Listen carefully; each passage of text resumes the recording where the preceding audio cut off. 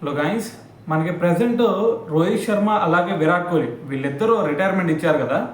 అయితే మరి రిటైర్మెంట్ ఇచ్చిన తర్వాత కూడా టెస్ట్లకి అసలు వీళ్ళిద్దరు కెప్టెన్స్ గురించి ఇప్పుడు కూడా చర్చ నడుస్తూనే ఉంది.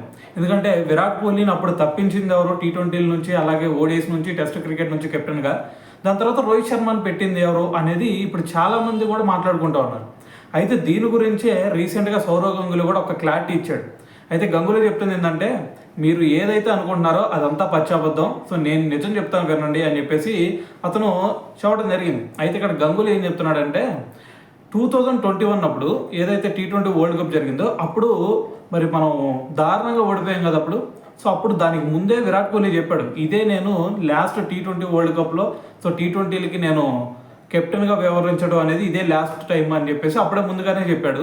సో దాని తర్వాత అతను కొంచెం బర్డెన్ అవుతుందని చెప్పేసి, వర్క్ ప్రెషర్ ఎక్కువైందని చెప్పేసి అతను టీ20s నుంచి కెప్టెన్గా తప్పుకున్నాడు.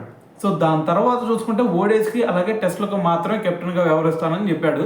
అయితే మేము భావించింది ఏంటంటే, ఉంటే టీ20లకి అలాగే ఓడేస్కి రెండింటికి కూడా ఒకటే కెప్టెన్ ఉండాలని చెప్పాం.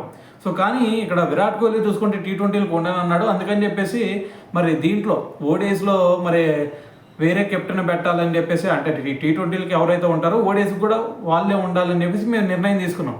సో దాని తర్వాత దానికి విరాట్ కోహ్లీ హట్ అయినట్టున్నాడు. సో దాని తర్వాత టెస్ట్లో కూడా అతనే రిటైర్మెంట్ ఇచ్చాడు. మేము చెప్పే ముందుగానే అతను టెస్ట్ కెప్టెన్సీ నువ్వే ఉండు అని చెప్పేసి చెప్పినా సరే అతను వినిపించుకోలేదు. సో దాని తర్వాత చూసుకుంటే మరి ఈ 3 ఫార్మాట్లకి కెప్టెన్ ఎవరిని పెట్టాలి అనే దాని మీద మేము ఆలోచించాం. మరి అప్పుడు మాకు కనిపిస్తుంది రోహిత్ శర్మ ఒక్కడే.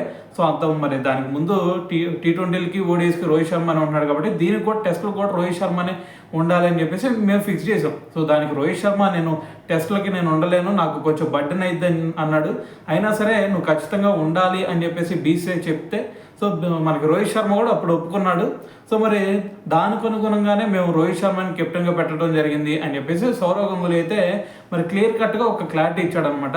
సో మరి ఇదంతా విన్నారు కదా, మరి విన్న తర్వాత మరి మీకేమనిపిస్తుంది? సో మరి దాని కింద కామెంట్ చేసేయండి.